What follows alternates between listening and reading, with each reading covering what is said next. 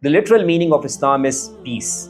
And it also refers to surrender to the will of Allah Almighty. So once you surrender your will to Allah Almighty, then it brings you lots of blessings.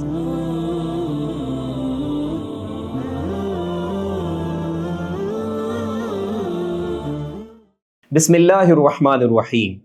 I welcome you to the program Blessings of Islam, and today we'll discuss the power of Salah and we'll explore how Salah helps you connect with Allah Almighty. Now let's begin with the hadith of the Prophet Sallallahu Alaihi Wasallam. He said, Buni al-Islamu ala khamsin, that Islam is based on 5 things. Then he mentions the 5 things. What are those 5 things? The first thing is Shahada, declaration of faith, that is to believe in Allah Almighty and the Prophet Sallallahu Alaihi Wasallam. Then he mentioned Salah, offering prayer, and he mentioned Zakat, that paying Zakat. And then he mentioned the pilgrimage to Makkah, and then he mentioned about fasting. So these are the 5 pillars of Islam, and these are, just if you think about Islam like a building, so these 5 are the pillars of that building. Now let's think about how this Salah is a blessing for all of us. When you start performing Salah and you bow down and you prostrate for the sake of Allah Almighty, for only to seek pleasure of Allah Almighty, what happens? If you just look at the word Islam, because these are all the teachings of Islam, if you just look at the word Islam, the literal meaning of Islam is peace. And it also refers to surrender to the will of Allah Almighty. So once you surrender your will to Allah Almighty, then it brings you lots of blessings. And one of those blessings is, of course, Salah. And now let's explore the power of Salah. Now what happens when you start performing Salah? You let all the things happen in your life in a way that is, according to the will of Allah Almighty, according to the pleasure of Allah Almighty, and it brings drastic changes to your life. For example, you become more confident. You believe in Allah Almighty. You are able to face the difficulties of life.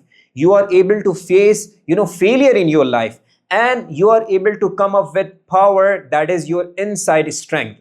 And that is developed with the help of this prayer that is called Salah.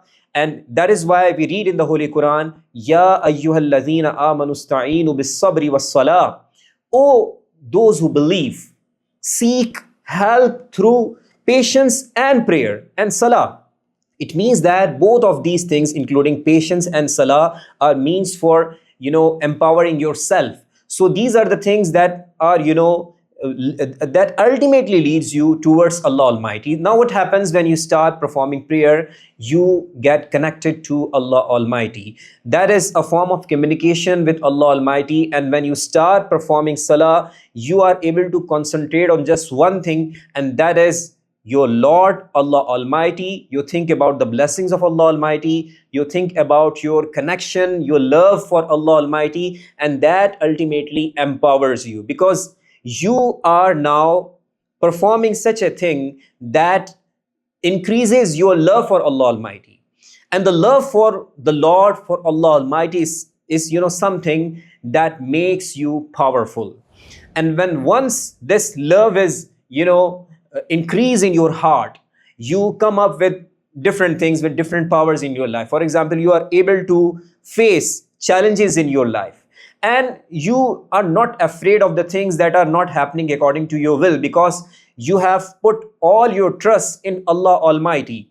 So the one who performs prayer, he is more strong than one who does not perform prayer. The Prophet Sallallahu Alaihi Wasallam, it is mentioned in hadith that whenever the Prophet ﷺ was distressed by something, he would offer prayer. And this is, we are right now talking about the prayers that are first, for example, 5 times prayers in a day.